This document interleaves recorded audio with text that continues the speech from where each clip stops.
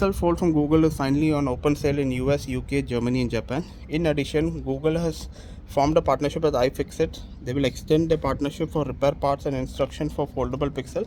A Google spokesperson confirmed to 9 to 5 Google the Pixel Fold will see OEM repair parts, tools, manuals and guides for DIY repairs. They include screens, battery, charging points at launch.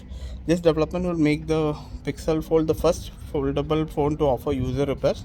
All other foldable phone manufacturers provide in-house repair, while user repairs will void their warranty. In addition to their fixed repair tools, Google will offer in-store and mail-in repair options.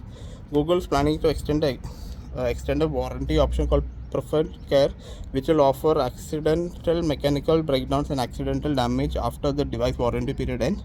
The extended warranty will be available on a per month basis or as a one-time payment option, and will be provide either repairs or if needed replacement units.